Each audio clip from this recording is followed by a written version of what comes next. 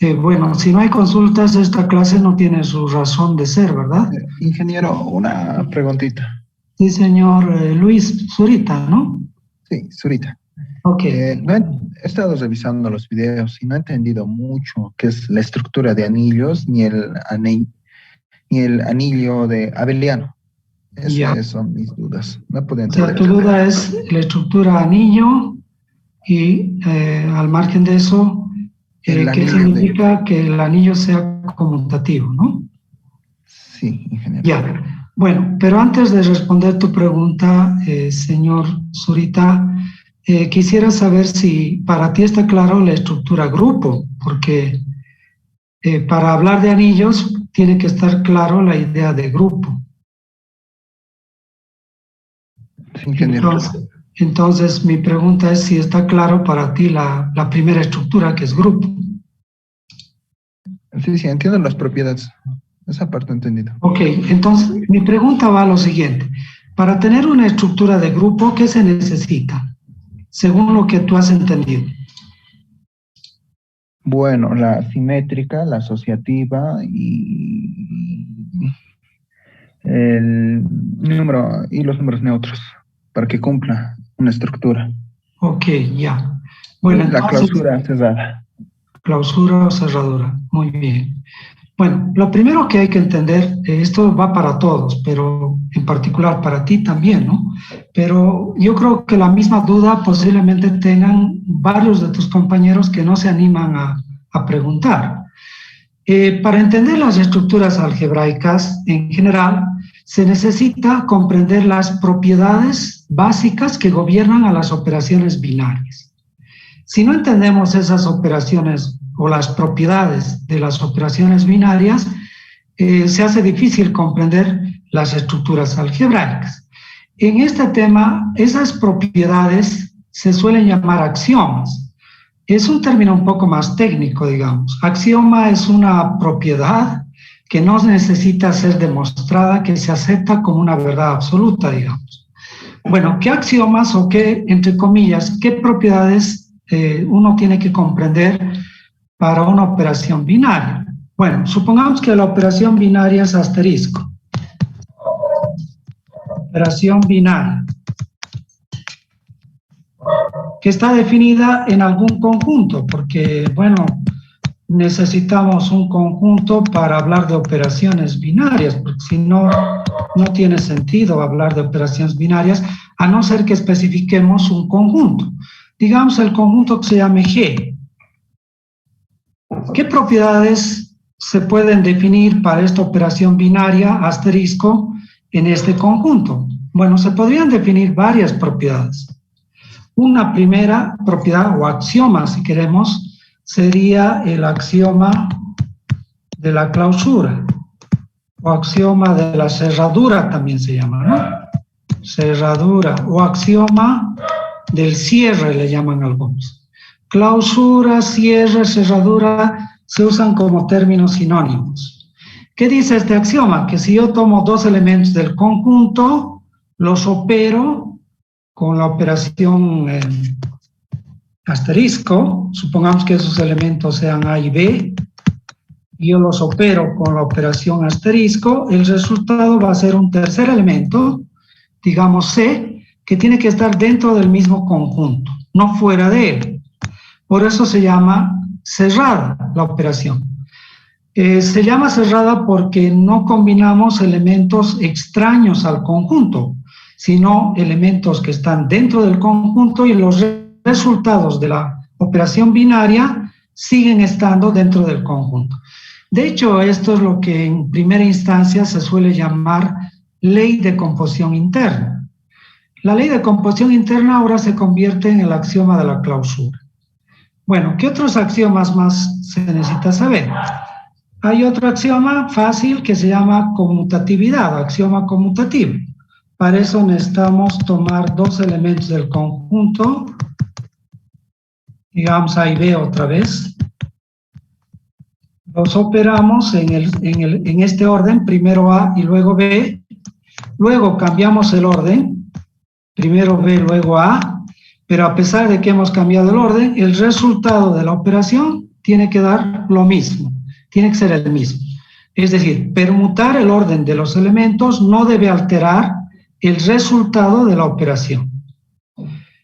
Otro axioma interesante es el axioma del elemento neutro, o elemento identidad, en algunos casos se suele llamar. Pero aquí vamos a usar la palabra elemento neutro. Este axioma dice que si yo tomo cualquier elemento del conjunto, para ese elemento que es cualquiera, como su nombre dice, cualquiera, debería existir, dice, un único elemento, único. No deben haber varios, debe haber uno solo. Un único elemento que lo voy a denotar con la letra E, que tiene que estar para empezar en el conjunto, no fuera de él. Tiene que estar en el conjunto de tal manera que cuando yo opere este elemento A con este nuevo elemento E, por derecha y por izquierda, reproduzca el mismo elemento. Es decir, por eso se llama neutro, porque cuando operamos un elemento cualquiera con este elemento, el resultado no modifica, el resultado de la operación no modifica el elemento en cuestión, que en este caso sería A. Entonces, este elemento debe cumplir 3 requisitos. Primero, tiene que estar en el conjunto. Segundo, tiene que ser único. Este símbolo se lee existe un único. Esta especie de E invertida con un signo de admiración se llama cuantificador existencial. Y se lee existe un único elemento E que pertenece al conjunto G tal que cumple tal propiedad. La propiedad del elemento neutro es que al operarlo con cualquier otro por derecha o por izquierda, reproduce el mismo elemento, no lo modifica. Entonces, son 3 características que debe cumplir este elemento. Unicidad, existencia y unicidad, esa es una. Otro que debe estar dentro del conjunto y que la neutralidad de ese elemento debe cumplirse, que es esta última expresión que estoy encerrando en un cuadrito.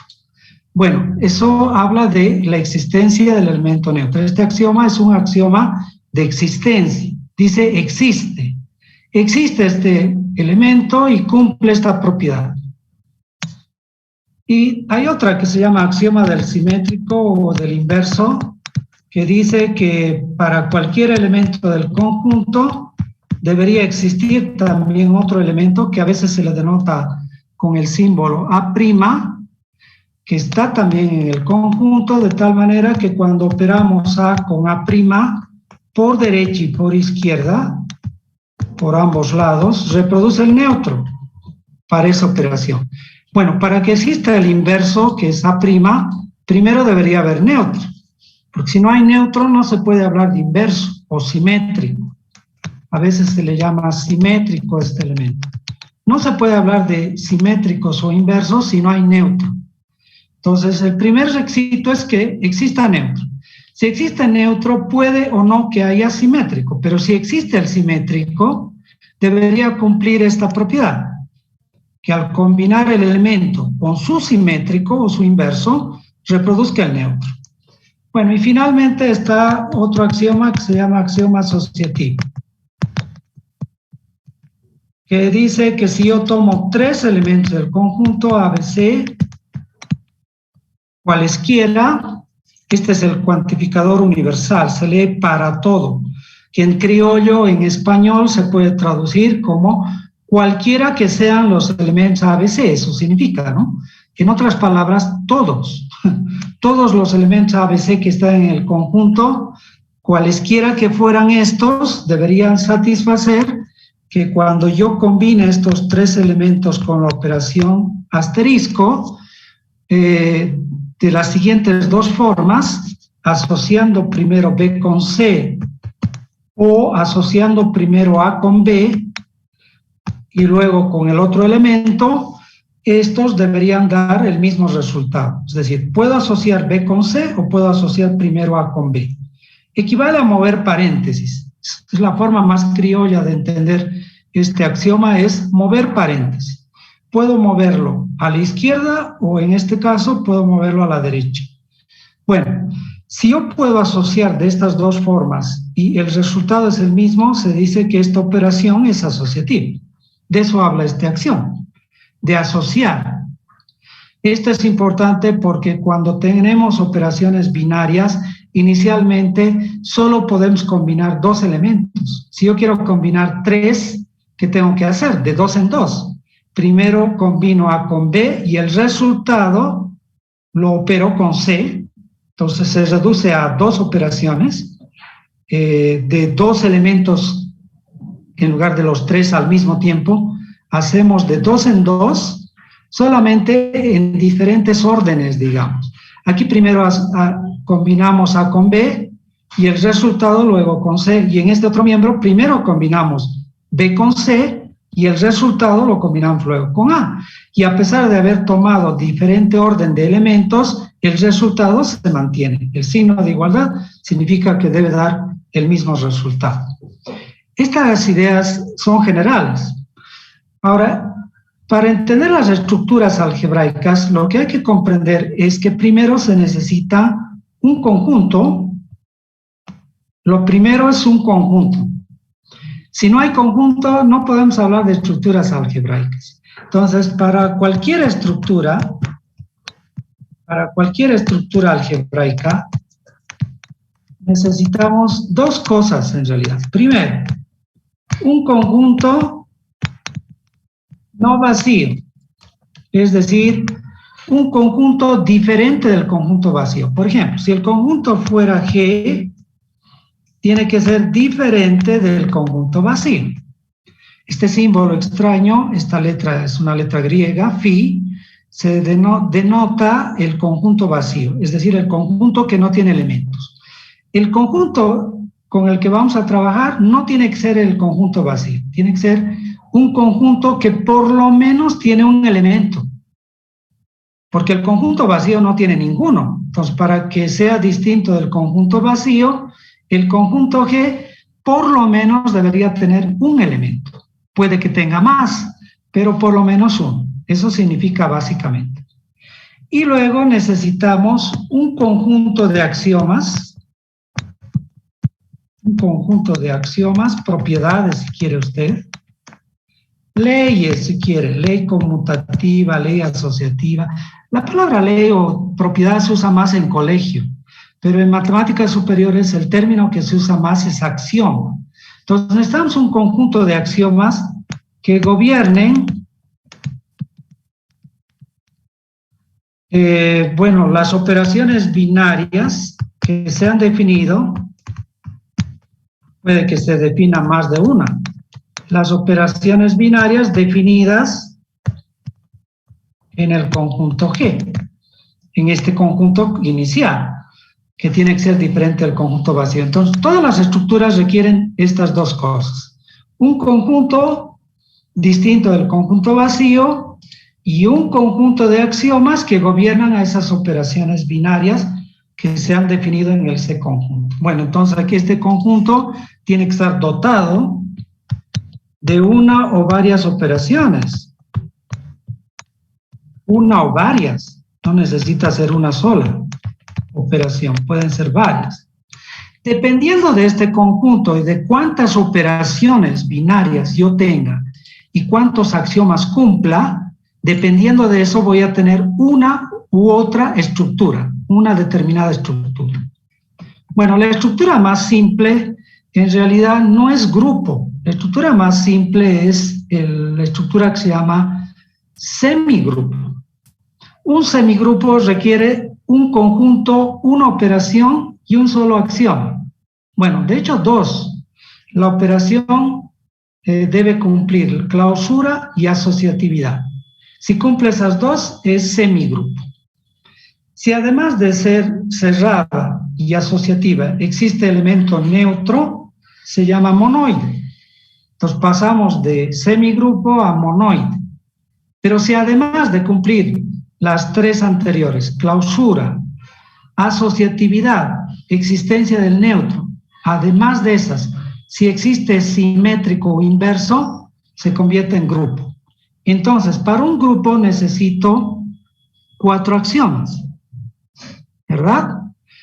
Axioma de la clausura, axioma asociativo, axioma del neutro y axioma del simétrico. Solo esos 4 son obligatorios para un grupo. Si además se cumple el axioma conmutativo, el grupo deja de ser grupo y se convierte en grupo abeliano o grupo conmutativo. Bueno, hasta ahí es la idea de grupo. Ahora vamos a tu pregunta. ¿Qué es un anillo? ¿Qué necesito para tener un anillo? Tengo que ir un paso adelante ahora. Tengo que preservar todo lo bueno de la estructura previa, que es la estructura grupo. Entonces, el anillo hereda todo lo bueno de la estructura previa, que era grupo. Y le aumentamos algunas propiedades extras, adicionales, axiomas adicionales. Para un anillo se necesita, primero, un conjunto no vacío, que le vamos a llamar A. La letra A me hace recuerdo a anillo, por eso voy a usar A para el conjunto. No vacío, obviamente, porque tiene que ser distinto del conjunto vacío. Y en este conjunto se necesita ahora no una, sino 2 operaciones. 2 operaciones binarias. Entonces, sea un conjunto no vacío junto con 2 operaciones binarias, que las puedo llamar como me da la gana. Los símbolos que usamos en este tema para las operaciones son completamente arbitrarios.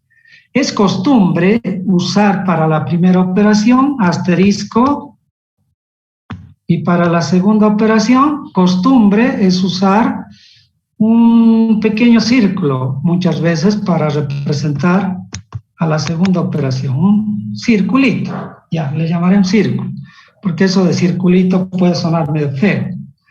Bueno, entonces necesitamos 2 operaciones en este conjunto. Ahora bien, la estructura anillo está formada por una terna, que está dada por el conjunto A, las 2 operaciones binarias, y esta terna tiene 3 objetos, un conjunto con 2 operaciones binarias. Esta terna se llama anillo si cumple básicamente 3 cosas, 3 requisitos. Resumiendo, son varias, pero en realidad 3 son las ideas fundamentales. 3. Primero, el conjunto con la primera operación debe ser grupo abeliano. O sea que debe heredar todo lo bueno de la estructura anterior.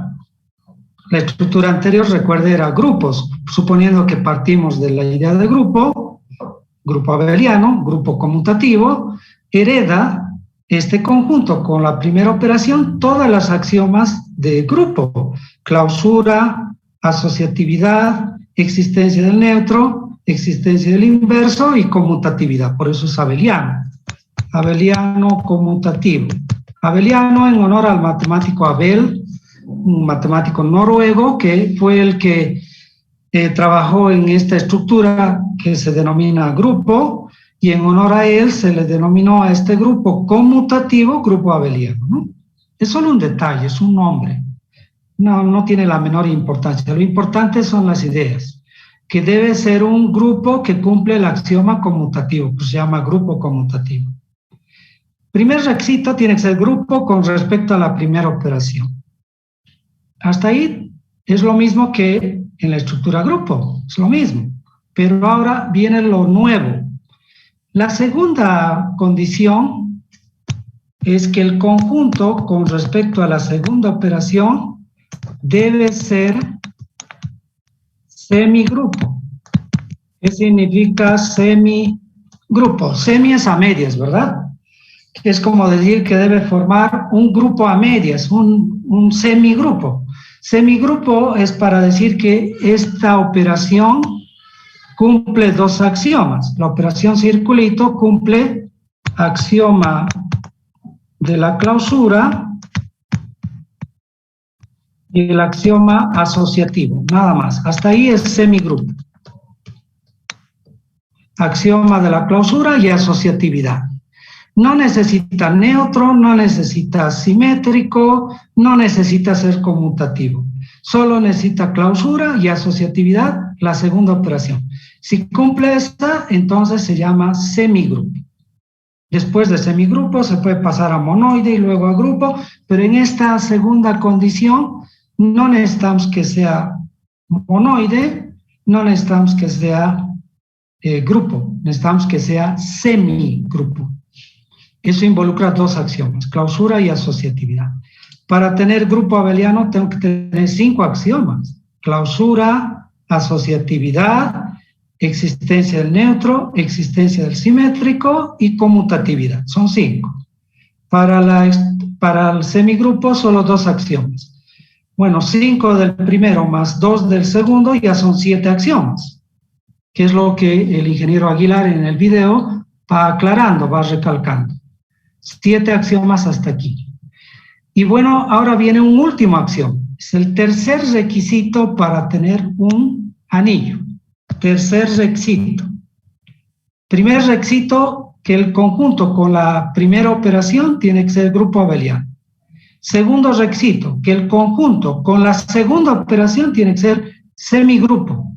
Y tercer requisito, la segunda operación, que es círculo, la segunda operación, circulito, debe ser distributiva, este es un nuevo axioma, distributiva respecto de la primera operación. En este caso le hemos llamado asterisco, ¿verdad? Entonces, la distributividad. Bueno, ¿cómo se entiende la distributividad? Tengo 2 minutos en el Zoom, se va a cortar en cualquier momento, así que lo que vamos a hacer, señores, es nos vamos a volver a unir en una nueva sesión en el Zoom con el mismo enlace, el mismo link que se les ha proporcionado. ¿Está claro? Sí, ingeniero. Ok, entonces en cuanto se corte, inmediatamente habilitamos una nueva sesión con el mismo enlace y nos volvemos a unir.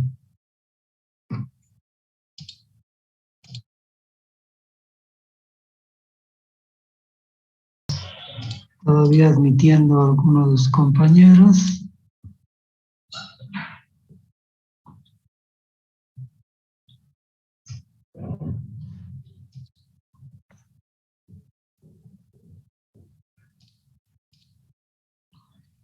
Bueno, creo que ya son todos.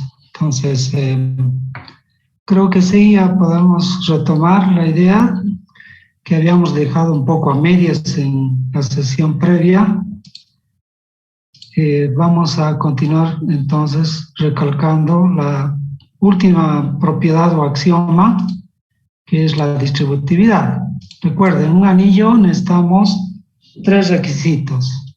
Con respecto a la primera operación, el conjunto donde se está definiendo la estructura algebraica tiene que ser grupo abeliano. Con respecto a la segunda, tiene que ser semigrupo. Y la segunda operación tiene que ser distributiva respecto de la primera, ¿no? Entonces, esta terna es un anillo si cumple esos 3 requisitos.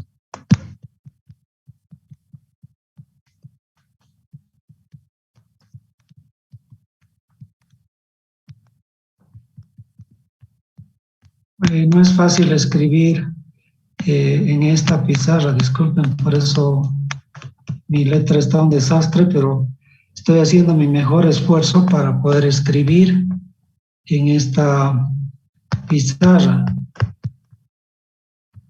No es fácil.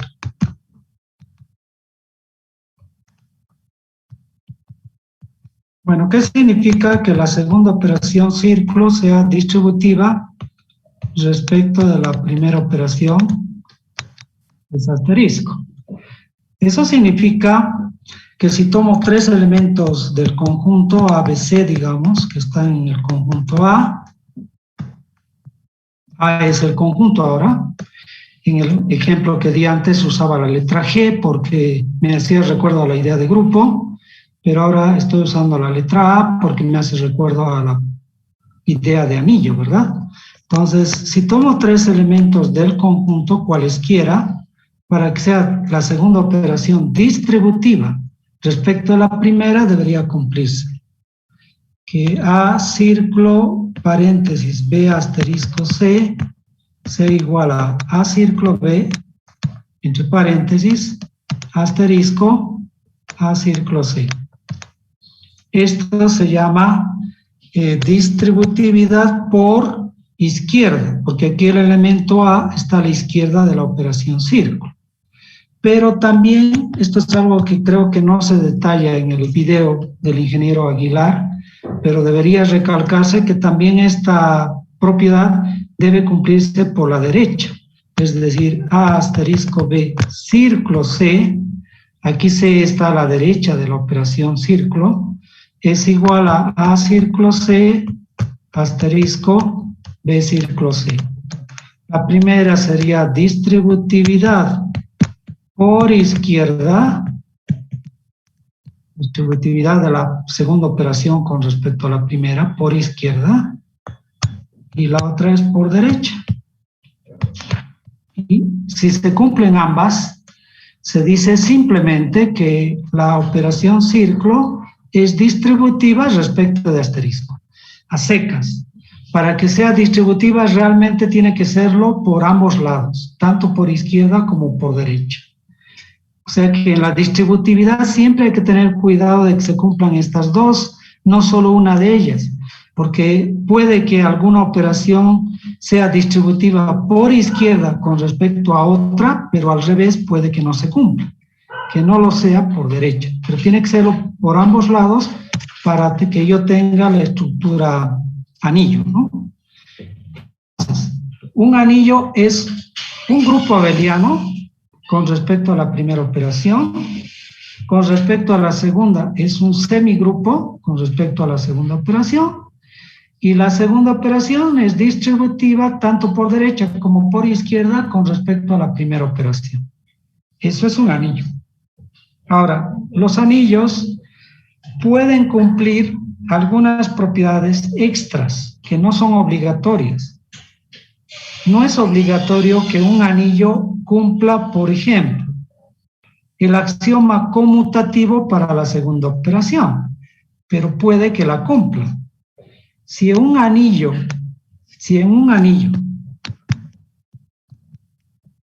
además de todo lo anterior, se cumple el axioma conmutativo para la segunda operación, para la operación circulito, entonces este anillo se llama anillo conmutativo. Entonces los anillos pueden tener nombres y apellidos.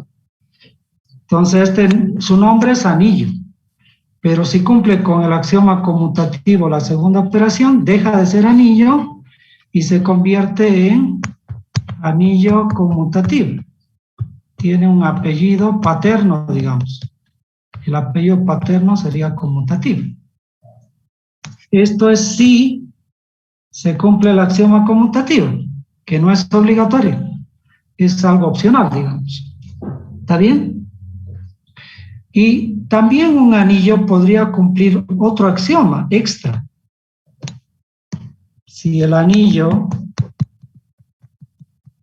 cumple el axioma de identidad o neutro para la segunda operación, es decir, para circulito, entonces este anillo se llama anillo con identidad. Anillo con identidad. Fíjense que esto es como ir especializando los anillos, ¿no? Los volvemos cada vez más especializados. Anillos conmutativos puede que tengan identidad, se llama entonces anillo con identidad. Es como si fuera un apellido materno, digamos. Apellido paterno, conmutativo. Apellido materno, identidad, con identidad. Es decir, que un anillo puede ser las tres cosas. Anillo conmutativo con identidad. Entonces puede tener apellido paterno, materno y el nombre como tal. Es como cuando sucede con los seres humanos. Hay algunos que solo llevan el apellido de su papá o el apellido de su mamá. Algunos solo tienen un apellido y está bien. Otros tenemos en general dos apellidos, apellido paterno, materno. Algo similar, por analogía, sucede con los anillos. Los anillos puede que sean solo anillos a secas. Para hacer anillo a secas, solo tiene que cumplir 3 requisitos. Respecto a la primera operación, grupo abeliano, respecto a la segunda, semigrupo, y la segunda, distributiva, respecto a la primera. Este anillo no tiene apellidos, solo tiene nombre, anillo, a secas, nada más. Pero pueden haber anillos conmutativos sin identidad, puede que no tengan identidad, o pueden haber anillos con identidad que no son conmutativos, o finalmente pueden haber anillos conmutativos con identidad. Pueden haber combinaciones también de estas denominaciones. Como verán, el mundo de los anillos es un mundo un poco más elaborado que el mundo de los grupos, digamos. Entonces, un grupo solo puede ser grupo a secas o grupo conmutativo. Solo hay esas dos posibilidades. El anillo puede ser anillo a secas, puede ser anillo conmutativo sin identidad, o puede ser anillo con identidad y no conmutativo, o finalmente puede ser un anillo conmutativo y con identidad. Hay varias posibilidades. Ok. ¿Cuáles son obligatorias para tener un anillo? Solo estas 3 que he remarcado en esta diapositiva. Para tener un anillo es obligatorio que se cumplan estas 3 condiciones. Si además se cumplieran estas otras, entonces el anillo empieza a tener apellidos, ¿no? Conmutativo, si cumple el axioma conmutativo, la segunda operación, y si la segunda operación cumple con existencia del elemento neutro identidad, el anillo se llama anillo con identidad. Y en los anillos suelen existir otros objetos, bueno, otra cosa rara que en el anillo puede pasar, que no sucede en otras estructuras, son los divisores de cero. Pero bueno, de eso podemos hablar tal vez más adelante si hay todavía algunas dudas. Entonces, señor, ¿quién era el que me preguntó, señor? Ingeniero, Zurita. Zurita, ¿no? No sé si queda claro tu pregunta con lo que hemos desarrollado. Sí, ingeniero, me queda muy claro. Ok, bueno, entonces, no sé si hay alguna otra pregunta. Aprovechen. Buenas, ingeniero. Hola, buenas. ¿Tú eres? Eduardo, Eduardo Santi Esteves. Santi Esteves. Ok, adelante, Eduardo. Un poco yo lo he entendido, pero en la parte de distribuidad de una ley de composición interna, un poco me he perdido, tanto en los ejercicios como buscando. Ya, ok. Distributividad. Te resulta un poco difícil entender esa. Veamos. A ver, un ejemplo simple primero. A riesgo de ser poco original, porque este tipo de ejercicio se plantea en casi todos los libros, se usa en clases, y el ingeniero Aguilar también ha usado. Entonces, a riesgo de ser poco original, déjeme tomar como ejemplo el ejemplo más patético para mí, ¿no? Del axioma distributivo es el siguiente. Supongamos que yo tengo un conjunto que sea el conjunto de los números reales, que se suele denotar con una R, con una doble barrita. Este se llama conjunto de los números reales. ¿Todo el mundo conoce este conjunto o hay alguien que no conozca este conjunto?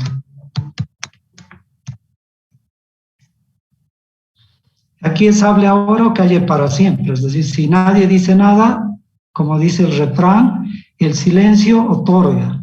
Entonces voy a suponer que todo el mundo conoce el conjunto de los números reales. Bueno, en este conjunto supongamos que definimos dos operaciones binarias.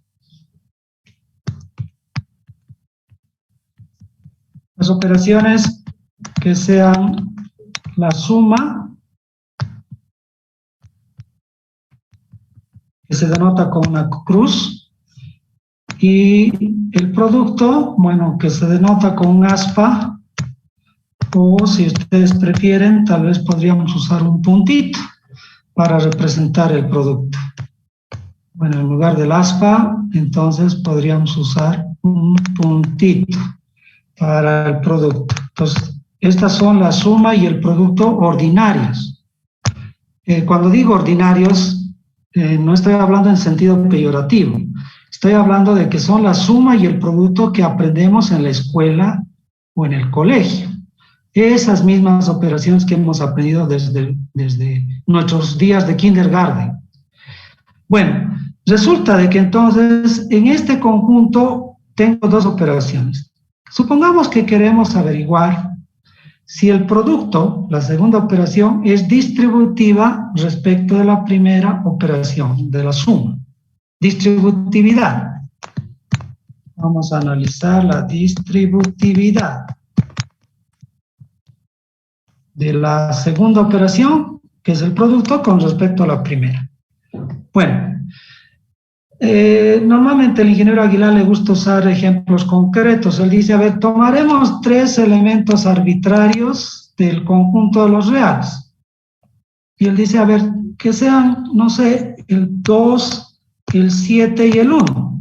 Son números reales. Ok. Y voy a operar de esta forma estos tres números. Aquí el producto y aquí entre paréntesis la suma. Entonces, para que sea distributiva la multiplicación con respecto al producto, ¿qué debería pasar? Por izquierda, por lo menos. Debería pasar que esto es igual a 2 por 7 más 2 por 1. Bueno, aquí voy a poner signo de interrogación porque todavía no sabemos si son iguales. Bueno, debería pasar esto para que sea distributivo, esta operación, ¿no? El puntito se distribuye al 7 y al 1. Por eso se llama distributivo, porque se distribuye. Ahora, veamos si se cumple esta igualdad. Analicemos el primer miembro. 7 más 1 es 8, entonces tengo que multiplicar 2 por 8, que como ustedes saben es 16. En el primer miembro, perfecto, el resultado de todo esto es 16.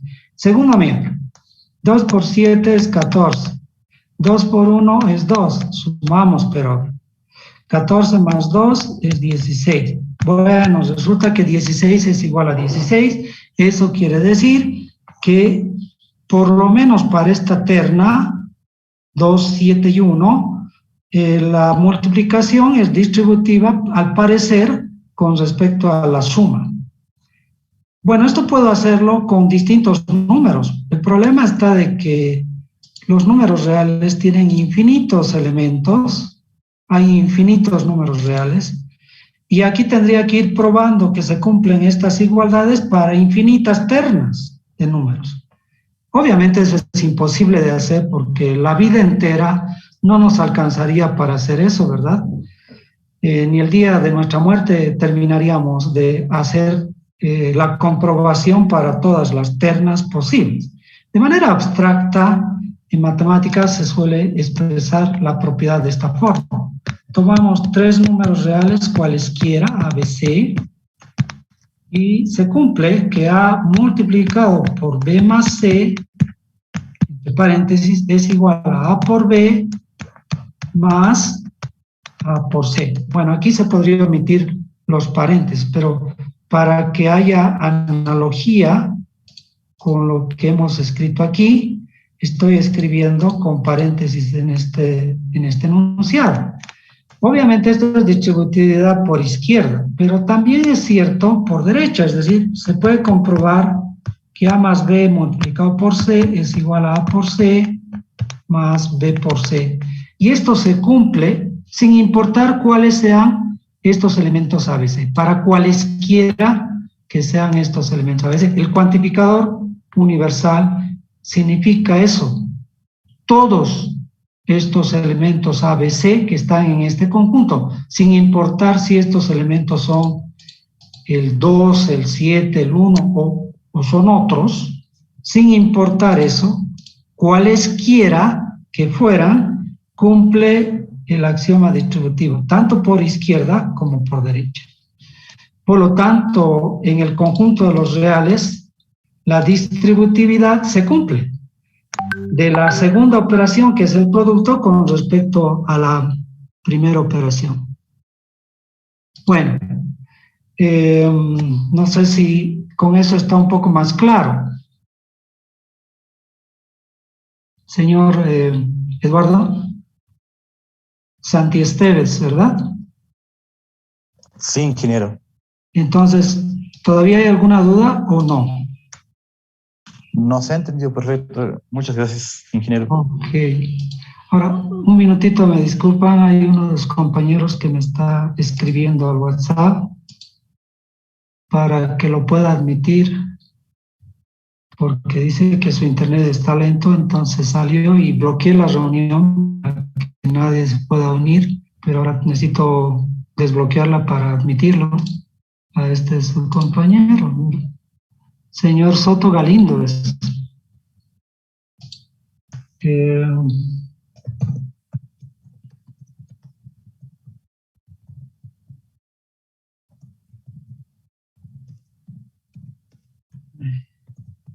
problema de las clases en el Zoom es que lamentablemente no se puede, no puedo dividirme en 10 pedazos, ¿no?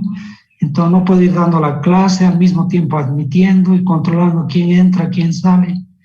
Así que tienen que disculparme, pero si en algún momento vuelven a salirse de la reunión y yo estoy dando la clase, posiblemente no pueda atenderlos en ese momento.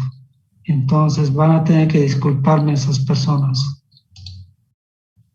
Creo que ahora sí ya entró o está entrando su compañero. Entonces, continuamos. Bueno, no todas las operaciones son distributivas respecto de otra. Es muy importante entender que, por ejemplo, en el mismo ejercicio que estábamos resolviendo, en este mismo ejemplo de los reales con las mismas operaciones suma y producto, la distributividad de la suma con respecto al producto no se cumple. La única que es cierta es la distributividad del producto con respecto a la suma. Se cumple que el producto es distributivo respecto a la suma, pero al revés no es cierto. Déjenme mostrarle un contraejemplo. En la distributividad, un caso negativo donde no se cumpla la distributividad. El mismo conjunto de los reales, las mismas operaciones, pero esta vez queremos saber si la suma es distributiva respecto al producto. Si fuera cierto, ¿qué debería cumplirse? Debería cumplirse, si tomo 3 elementos cualesquiera, 2, 7 y 1, otra vez déjenme tomar la misma terna de elementos, 2, 7, 1, pero esta vez quiero averiguar si la suma es distributiva respecto al producto. ¿Qué debería suceder para que lo sea? Debería suceder que 2 más 7 por 2 más 1 debería ser igual a 2 más paréntesis 7 por 1. Veamos si son ciertas o son iguales estas dos cantidades. Empecemos por el lado izquierdo. 7 por 1 es 7, 2 más 7 es 9. Veamos en el otro miembro. 2 más 7 es 9, 2 más 1 es 3, multiplicamos ahora, ¿no? Entonces tenemos 9 por 3, 27. Pero 9 no es lo mismo que 27, entonces la suma no es distributiva respecto al producto. Es decir, que en el conjunto de los reales no se cumple, en general, para cualquier terna de elementos ABC que sean reales, no se cumple que A más paréntesis B por C sea igual a A más B entre paréntesis multiplicado por A más C. Esto no se cumple.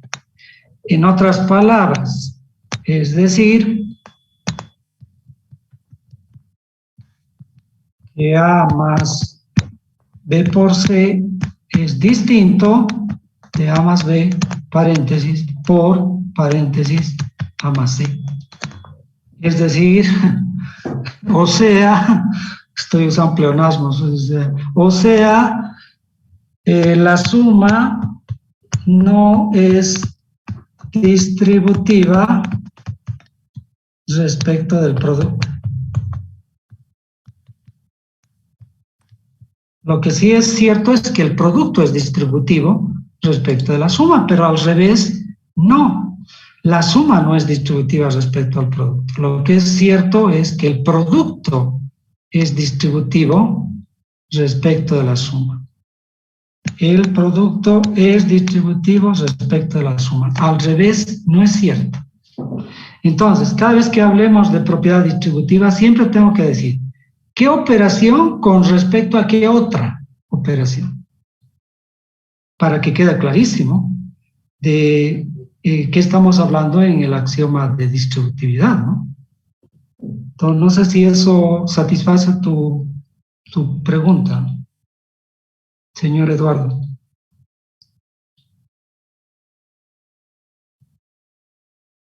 Señor, no lo escucho. Señor Eduardo Santi Esteves. ¿No está? Se salió su compañero. Me imagino que tiene algún problema con su internet.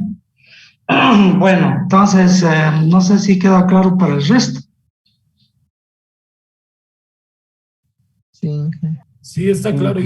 Ok, entonces aprovechemos los últimos minutos para alguna otra consulta. Adelante. Ingeniero, ¿será que nos puede explicar inducción matemática? Un concepto breve para la práctica. Ok, ya. Miren, tenemos 8 minutos en el Zoom ahorita. Se va a cortar en 8 minutos. Voy a tratar de resumir en 8 minutos lo que toma 1 hora desarrollar más o menos en inducción matemática. Y si no logramos en esta clase ver toda la idea, la siguiente clase, de todas formas, les prometo que volvemos sobre inducción matemática. ¿Está bien? Bueno, para inducción matemática, como no tenemos mucho tiempo, lo que voy a hacer es voy a tomar prestado una diapositiva y voy a compartir con ustedes esta diapositiva y voy a ir explicando un poco, a grosso modo, en estos 7 minutos ya me quedan. En estos 7 minutos, ¿a qué se refiere el proceso de inducción matemática? Para empezar, no sé si todo el mundo logra ver esta diapositiva. ¿Se ve claro? Ingeniero. Sí, señor. Sí, se ve, ingeniero. ¿Sí? ¿Se ve? Bueno, entonces, si se ve, usamos esta diapositiva. Disculpen, tenía que salirme un rato porque estoy viendo si su compañero está queriendo entrar o no. Ok, para empezar, la inducción matemática es un método que se usa en matemáticas para demostrar, estas son palabras fuertes, demostrar no es una cosa sencilla. En matemáticas, las demostraciones no son fáciles de realizar. Bueno, este es un método de demostración que está relacionado fundamentalmente con los números naturales. No es para cualquier tipo de número, es para los números naturales. Cuando digo es un método de demostración, me refiero a demostraciones de ¿qué? De teoremas, propiedades, proposiciones en los cuales estén involucrados números naturales. ¿En qué consiste la inducción matemática? A mí me gusta usar la siguiente analogía. Bueno, aquí en estas diapositivas un poco se menciona quiénes fueron los matemáticos que empezaron a usar. Primero un sacerdote italiano, Francesco Maurolicco. Luego después el que realmente lo planteó en la forma actual fue Augustus de Morgan, que es el mismo de Morgan que se usa en lógica, que ustedes han visto las leyes de Morgan, en lógica, en teoría de conjuntos, es el mismo señor el que planteó cuidadosamente el proceso para la inducción matemática. ¿En qué consiste? Suponga que usted tiene una cadena interminable de fichas de dominó, que es lo más clásico, este tipo de juegos, ¿no? Entonces usted tiene varias fichas de dominó, pero esta vez tiene que imaginarse que esta fila empieza pero nunca acaba, interminable por eso es. Empieza en el 1, pero nunca acaba. Las fichas son como los números. El 1, el 2, el 3, el 4, el 5, el 6, el 7, los números naturales. Empieza en el 1, pero nunca acaba los números naturales, ¿verdad? Entonces, como una fila interminable es esto. Y supongamos que usted coloca estas fichas de manera estratégica. Es decir, las va colocando de tal forma que si empuja una de estas fichas, cuando caiga, tiene que golpear a la siguiente ficha. Si usted las coloca muy separadas, entonces usted hace caer una ficha, no va a golpear a la siguiente.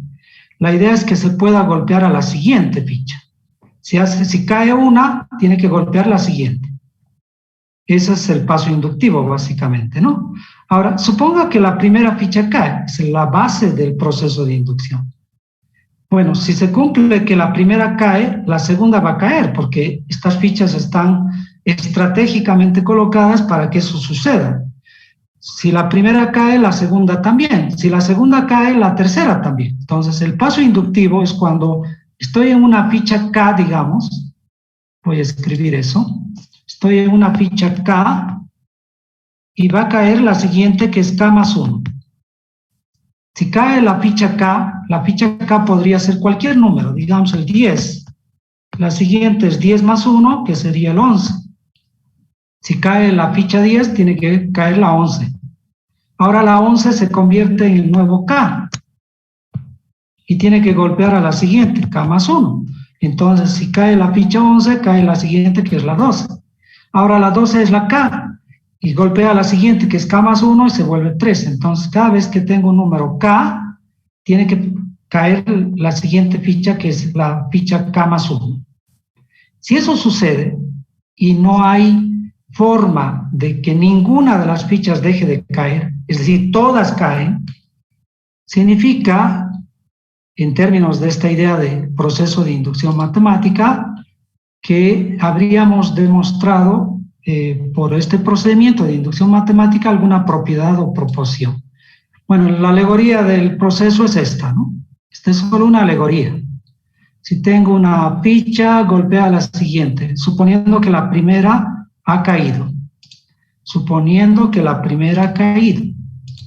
Si la primera no cae, no se inicia el proceso. El proceso se inicia con la base inductiva, que es la primera ficha que tiene que caer. Y después llegamos a una ficha K cualquiera y la siguiente, que es K más 1, tiene que caer. Si eso se cumple, ¿qué va a pasar con las fichas de dominó? Eventualmente van a caer todas. Esa idea la vamos a aplicar ahora en términos matemáticos. En términos matemáticos, suponga que usted tiene una propiedad que puede ser cualquier cosa, podría ser una proposición que involucra un número natural, n. Supongamos que usted tiene esta propiedad y quiere saber si es cierta, si es verdadera, si se cumple esta propiedad, que involucra un número natural n. ¿Qué hacemos? Primero verificamos que la propiedad es cierta para un valor inicial n igual a a. Normalmente este valor a suele ser el primer número natural, que es el 1. Entonces verificamos para n igual a 1. Y luego hay que verificar que si P sub k es cierta, suponiendo que lo es, la propiedad en el siguiente valor k más 1 también va a ser cierta. Es decir, hay una hipótesis. Suponemos que P, la propiedad es cierta para un valor natural, que es K, en lugar de N, K. Y hay que demostrar que sigue siendo cierta para el siguiente valor, P sub K más 1. Si logramos probar estas dos cosas, es como hacer caer todas las fichas de dominó. Y en el fondo, en términos matemáticos, eso significaría que la propiedad que estamos tratando de averiguar si es cierta o no, si cumple estos dos requisitos, significaría que realmente es verdadera, es cierta. Esa es la idea del proceso de inducción matemática, que es lo que puedo explicar en 7 minutos, porque esto toma 1 hora hacerlo con detalles.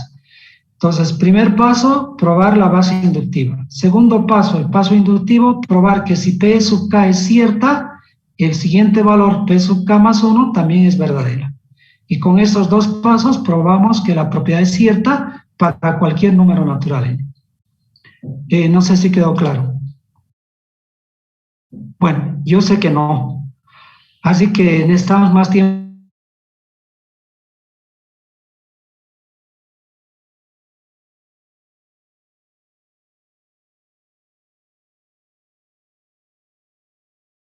Usar unos minutitos de esta sesión para aclarar de manera un poco más concreta en qué consiste el proceso de inducción matemática.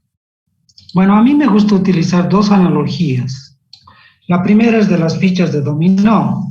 La segunda analogía que me gusta usar es algo muy parecido a una historia de la Biblia. Bueno, no es un tema religioso, por si acaso, pero algo similar, que es la Torre de Babel. No sé si ustedes recuerdan, pero en la Torre de Babel la idea era que los humanos querían construir una escalera, bueno, no era una escalera, pero digamos algo así, similar, que llegara desde la tierra hasta el cielo. Entonces, la idea es construir una escalera, ¿verdad?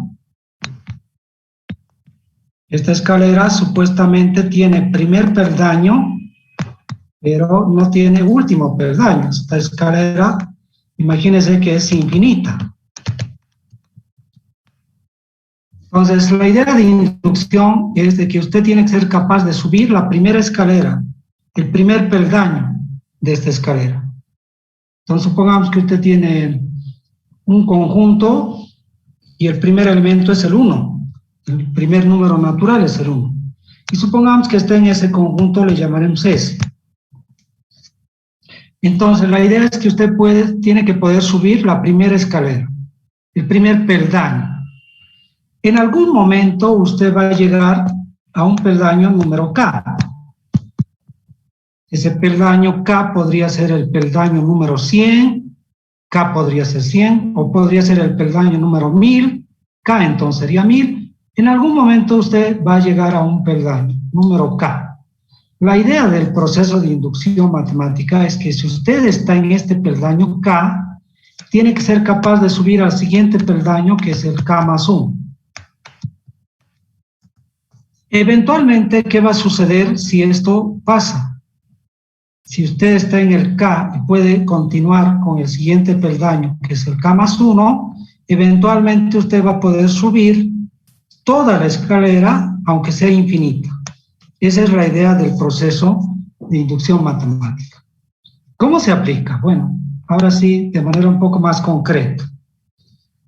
El ejemplo, voy a omitir el principio como tal, que usted lo puede estudiar en los apuntes que le he dejado en el Moodle. Hay un archivo en el Moodle que se llama, déjenme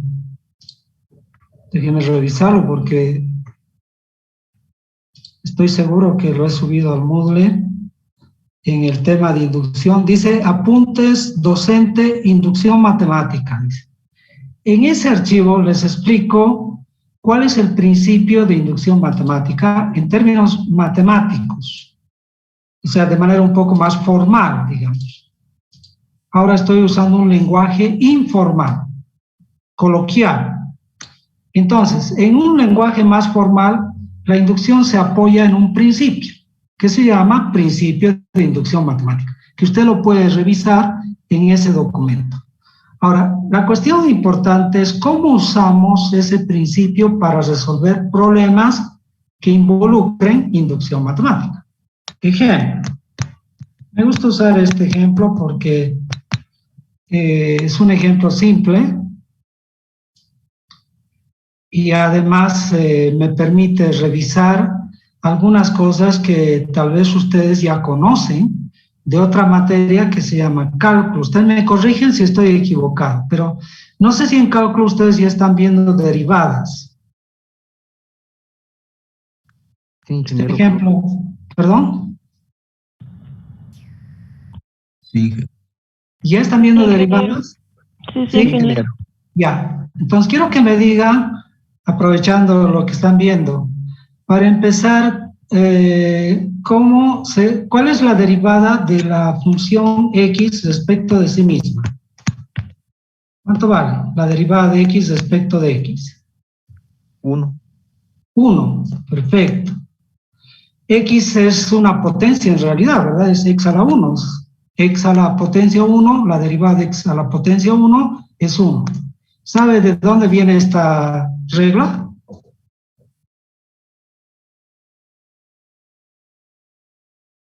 ¿Sabe de dónde viene esto? ¿Cómo saben que la derivada de x respecto de x vale 1? En otras palabras, ya. ¿Cómo saben?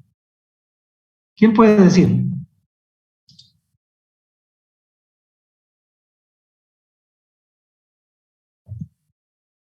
A ver, señor Aidán Aguilar Carlos.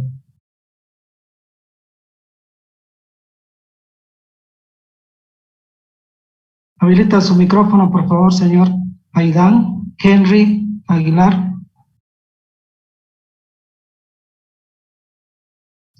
Bueno, en estas clases, por si acaso, cuando yo mencione a alguna persona y no habilite su micrófono, va a ser eliminado de la reunión. Señor Henry Aguilar. Última llamada. Ok, ¿tú sabes que la derivada de x respecto de x es 1? ¿Sabes eso o no? Señor, le estoy hablando. Inge, disculpe un momentito, por favor, estoy en una llamada. Bueno, atender nomás tu llamada con calma y después en otra, cuando tengas que pasar la clase, te concentres. Señor Alex Alcalá. Sí, ¿Tú sabes que la derivada de x respecto de x es 1? sí, ¿Y de dónde sabes que esto es cierto? ¿O cómo sabes que esto es verdad? ¿De dónde sale este resultado?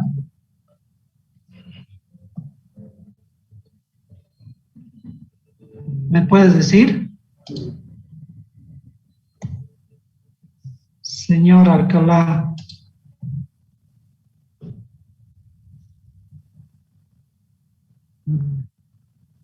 Ingeniero, ¿Sí? ¿no viene de la potencia? Sí, viene de ahí. ¿Cómo es esa regla de potencias para derivar potencias en general? Bueno, no sé, estamos apenas en conceptos y no lo entendí muy bien, pero sé el ejemplo del hospital. Es Ah, la no. potencia sobre el número. A ver, un momentito. L'Hopital es en realidad una regla para calcular límites, pero usando derivadas. Pero en este caso no necesitamos llegar hasta esa regla. Es un poco más simple la idea. La idea es que si yo tengo que derivar una potencia cualquiera, x a la n, la derivada de x a la n, hay una regla que dice que es n por x a la n menos 1. Por ejemplo, si n vale 1, la derivada de x a la 1 sería igual a 1 por x a la 1 menos 1, 1 por x a la 0, pero x a la 0 es 1 y por lo tanto de ahí sale 1 por 1, que es igual a 1, y de ahí sale la fórmula de que la derivada de x respecto de sí misma es igual a 1. Ok. Es regla de potencias, no sé si están en esta parte. Bueno, si no están, estamos fregados, porque el ejercicio no va a ser útil. Pensé que ya estaban en esto de derivadas y que ya conocían algunas reglas básicas. Entonces me corrigen si estoy equivocado. ¿Han visto esto o no?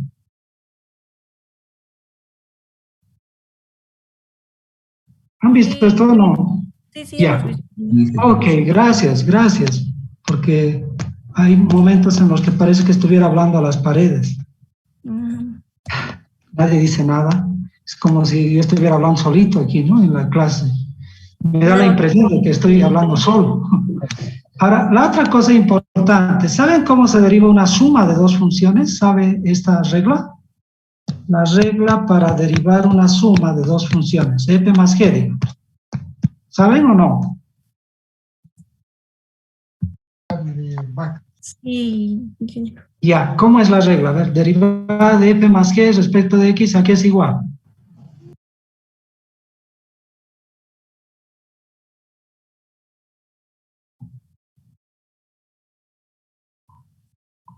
Por la ¿Saben? ley de Newton. La ley de Newton, no, nada que ver. Esta es una regla de derivación. Derivada de una suma de derivadas. Derivada de f más derivada de g. Sí, está bien. Esa es la regla. Regla de la suma se llama, para derivadas. Nada tiene que ver con el binomio Newton, por si acaso. Esta es otra cosa. ¿Alguien sabe la regla del producto? Derivada de un producto, ¿a qué es igual? El primero derivando por el segundo más el primero sin derivar por el segundo derivando. Ok, gracias. O sea, sí, ¿verdad? Es derivada de la primera por la segunda sin derivar, más la primera sin derivar por la derivada de la segunda, ¿correcto? ¿Sí? Sí. Ya, ahora veamos el problema de inducción. El problema que yo les propongo es el siguiente. Supongamos que queremos demostrar que la derivada de x a la n es n por x a la n menos 1 para cualquier número natural n.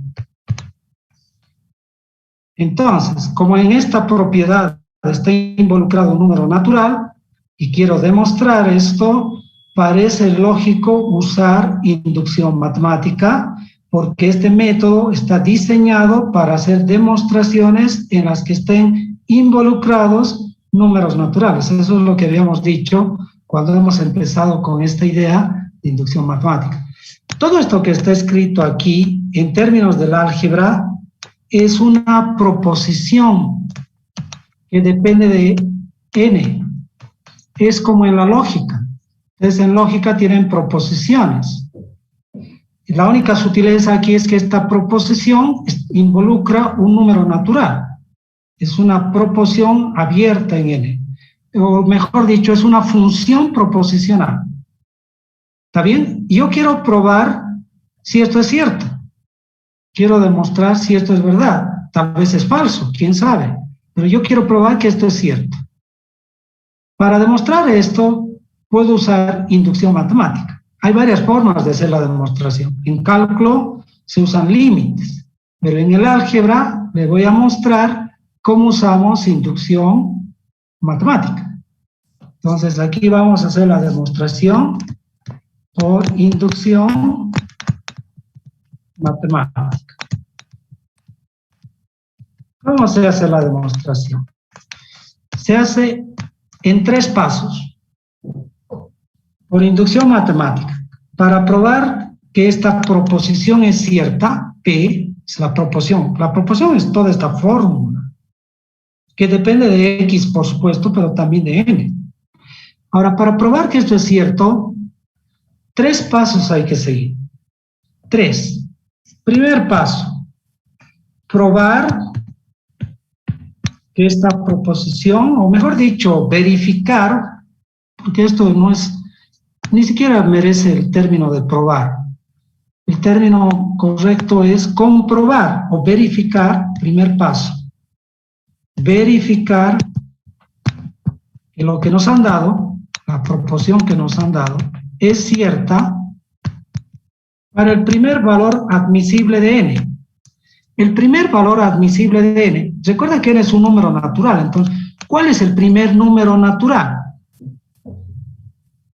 ¿Cuál es, señores, el primer número natural? ¿El 0 o el 1? El 0 no es cero es considerado como natural, lo que se dice. Exacto. El 0 no es un número natural. El 1 es el primer número natural. Entonces, la idea es verificar que la fórmula que nos han dado es cierta para el primer valor de n. ¿Cómo se hace eso? Fácil. En la fórmula reemplazamos n por 1 y vemos si se cumple esta igualdad. Entonces, derivada de x a la 1 debería ser 1 por x a la 1 menos 1, 1 por x a la 0, pero esto es igual a 1. Y entonces aquí vemos que se cumple, porque todos sabemos que la derivada de x es igual a 1. Entonces, el primer requisito, ok, se cumple. Primer paso. Segundo paso, es el paso inductivo este. Lo vamos a dividir en dos partes. Inciso A, suponer que la propiedad que nos han dado, cualquiera que sea, es cierta, es verdadera para un valor de n genérico, digamos k. ¿Qué quiere decir eso? Que suponemos que es verdad que la derivada de x a la k es k por x a la k menos 1. Esto se llama hipótesis. Hipótesis de inducción. La hipótesis es lo que uno supone que es cierto. No hay que demostrar nada aquí. Suponer no cuesta trabajo, no cuesta ningún esfuerzo, nada. Simplemente es eso. Suponer que es cierta esta expresión. Esa es la hipótesis. Y ahora viene la parte importante. El paso 2b. Demostrar que la fórmula o la proposición que nos han dado es también verdadera para un valor de n igual a k más 1. Es decir, es cierta ahora para el siguiente valor. Suponiendo que es verdad para n igual a k, ahora hay que demostrar que es también verdadera para el siguiente valor, que es k más 1. Es como subir un peldaño en la escalera. Es como agarrar la ficha de dominó, K, la volteamos y tiene que golpear a la siguiente, que es la K más 1. Eso hay que demostrar. Esta es la parte difícil. En todos los problemas de inducción, el paso 2b es el más complicado. ¿Y cómo se hace el paso 2b?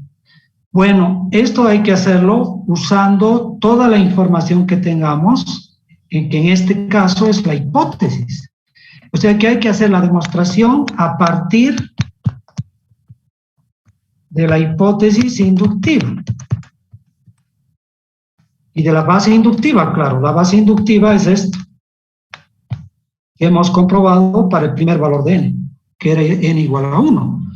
Y hemos visto que es cierta, que se cumple para n1, y estoy suponiendo que también se cumple para n igual a k, y ahora tengo que demostrar que se va a cumplir para el siguiente valor, k más 1.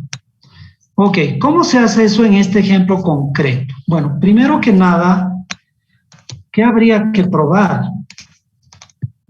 Eso es lo que debe quedar claro, es decir, se debe demostrar ¿qué cosa? En este problema. Debemos demostrar que la derivada de x a la k más 1 es igual a k más 1 por x a la k más 1 menos 1. Es decir, que es igual a k más 1 por x a la k. Porque bueno, si simplifico este 1, se cancela con este menos 1 y solo queda k en el exponente para x. Esto es lo que tengo que demostrar. La pregunta es, ¿cómo lo hago? ¿Cómo demuestro que esto es verdad? Entonces, lo primero que se me ocurre Y este es el proceso realmente de la demostración en sí misma. Aquí viene la demostración, en otras palabras. En efecto, voy a poner. En efecto.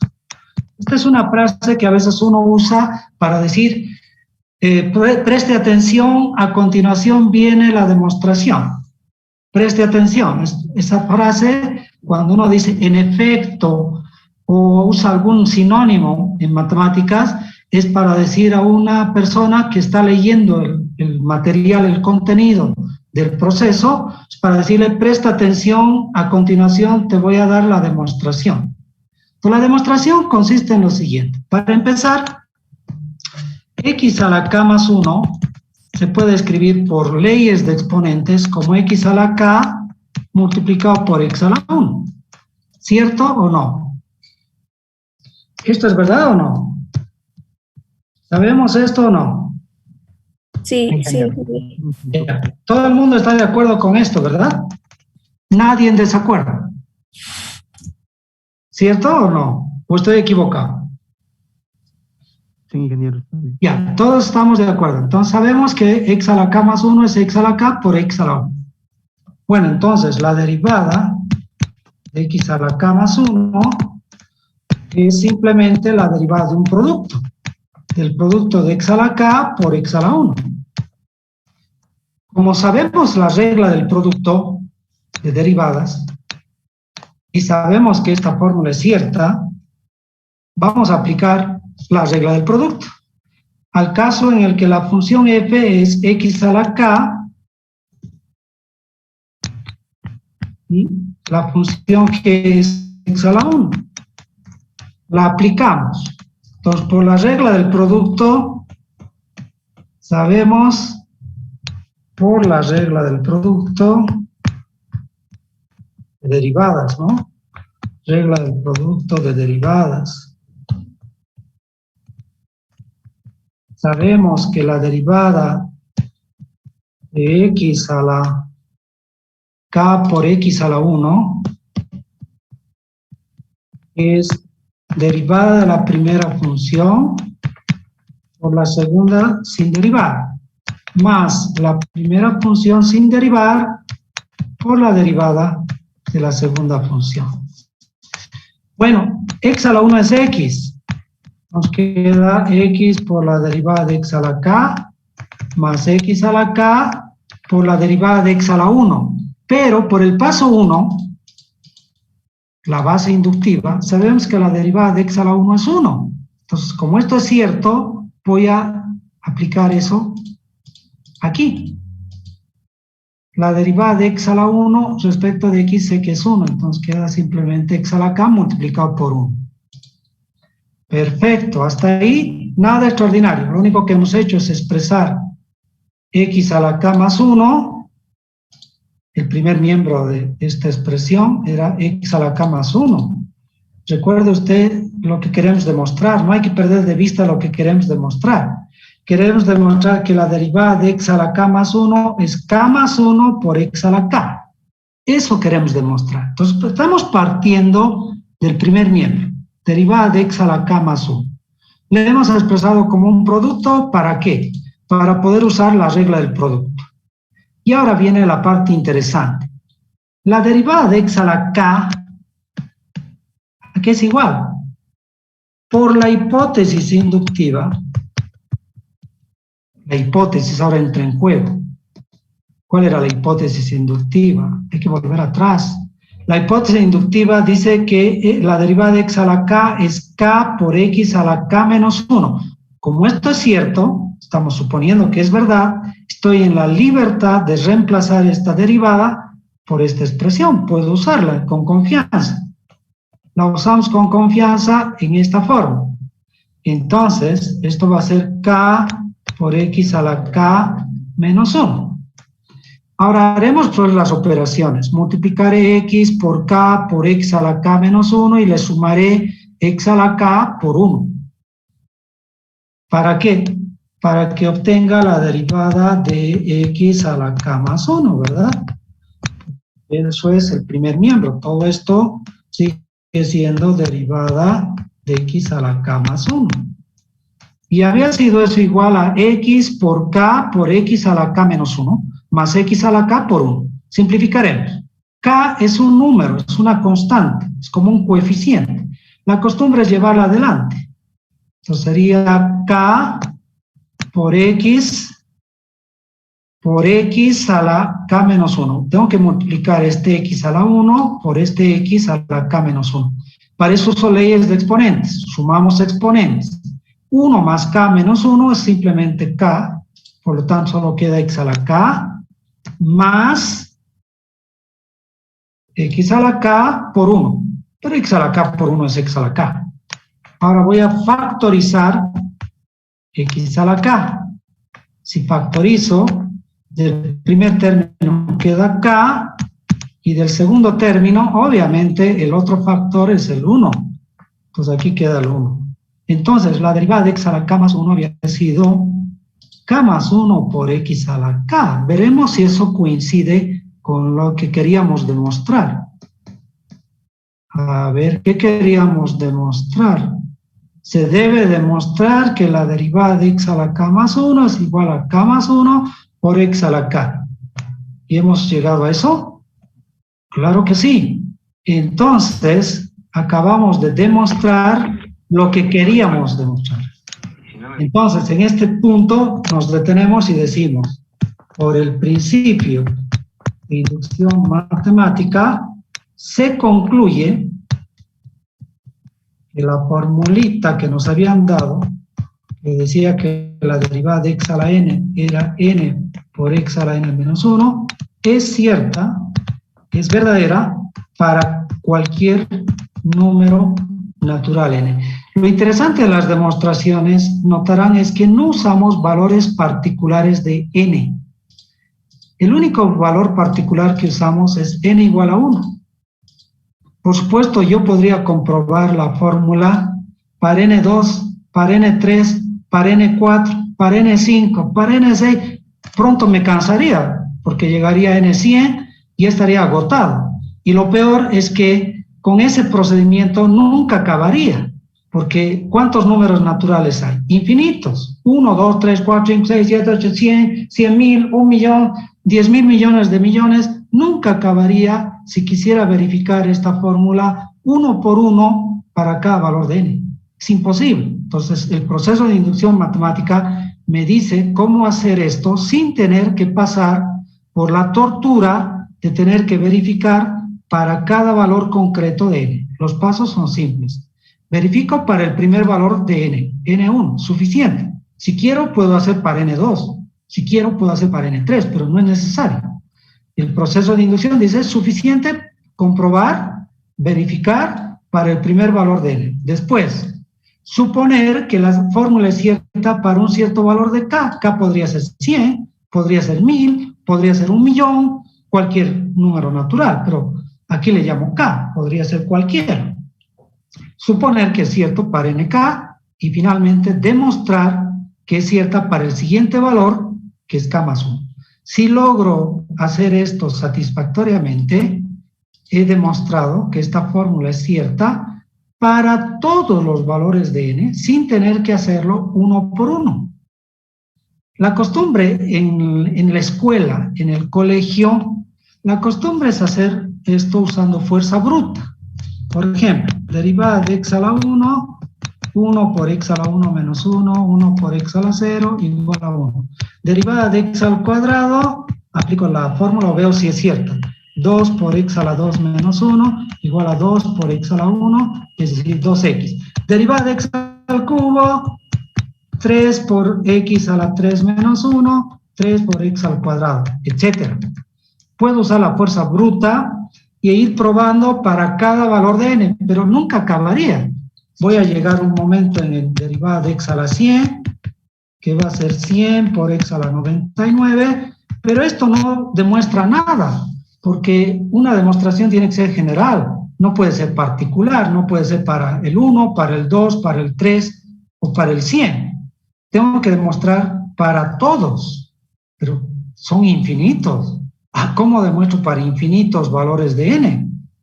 El proceso de inducción matemática me dice cómo. 3 pasos.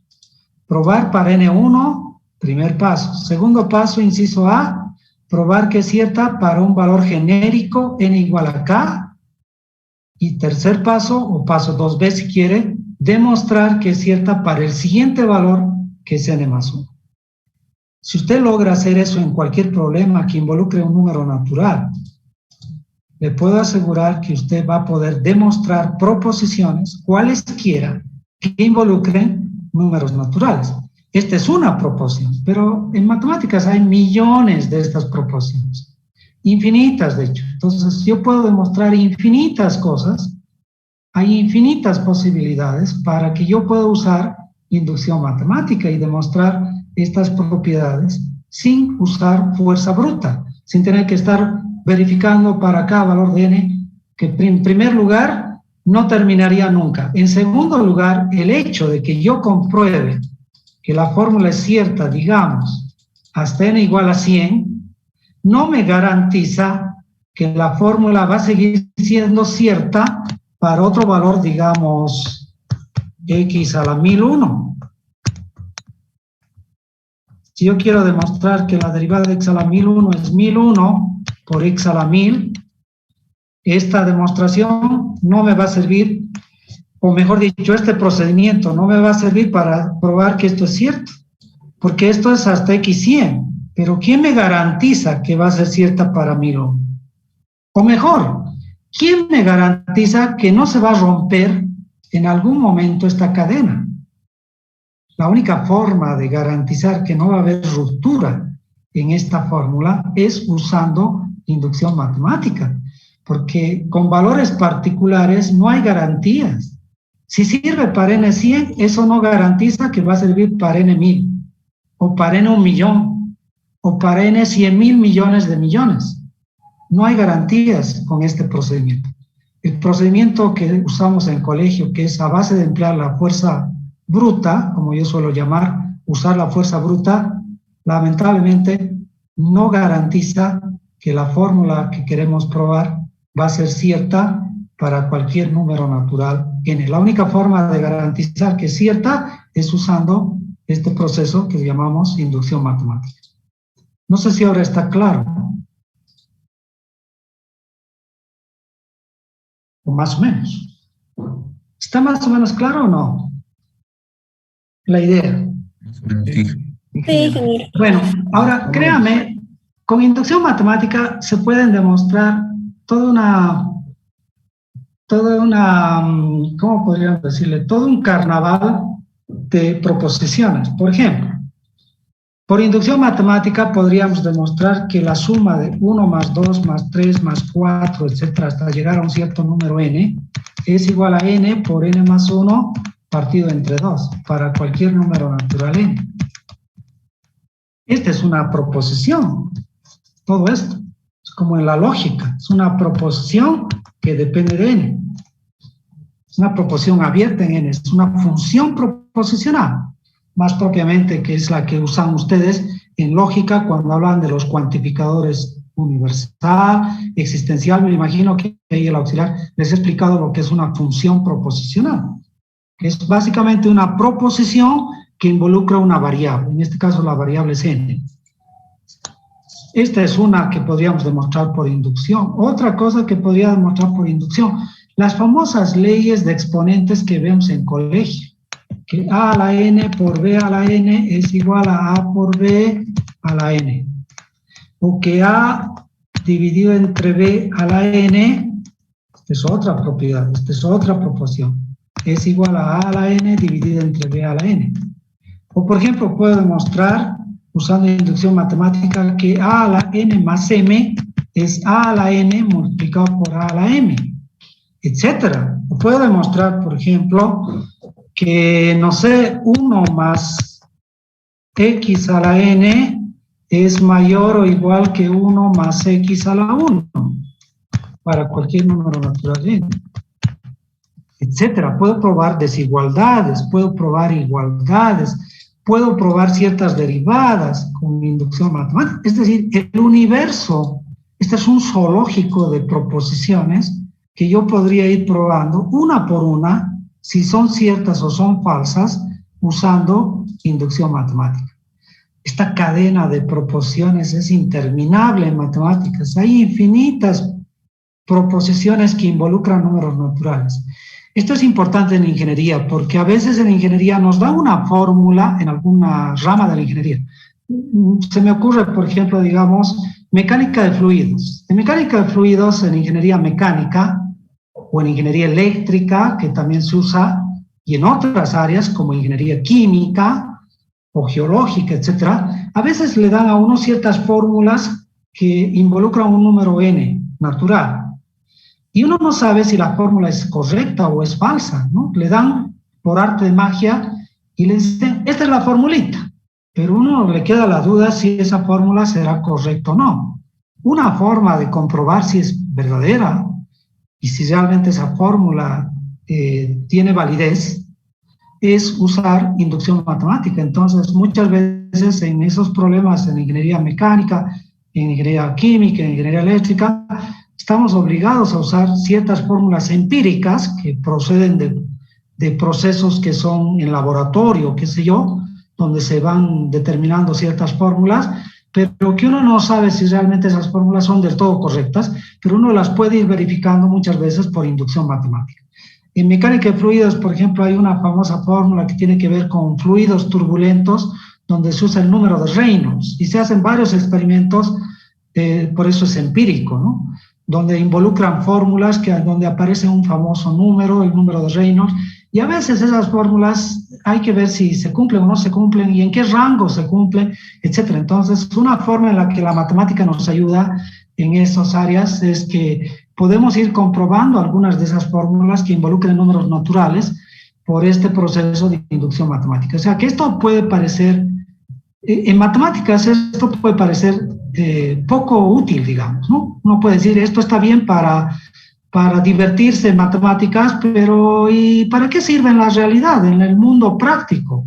Pero en el mundo práctico, señores, y cuando digo práctico me refiero en ingeniería, hay muchas fórmulas que usamos, por ejemplo, esta fórmula o esta, o derivadas o integrales, y esas fórmulas se pueden demostrar usando inducción matemática. O sea que la inducción matemática es útil, porque nos permite corroborar la validez de ciertas expresiones que por otros procedimientos sería muy difícil de probar o de verificar su validez. Entonces, estoy tratando de mostrarle aquí con algunos ejemplitos por qué usted necesita aprender inducción matemática. Esto no es amor al deporte simplemente, ¿no? Es una necesidad, porque usted va a necesitar esto para el futuro, en materias de especialidad o cuando usted tenga que usar esto en el mundo profesional. Bueno, más detalles sobre esto le voy a dejar como tarea, por supuesto, creo que ya he dejado algo como tarea en el grupo de WhatsApp, pero vamos a continuar un poco con esta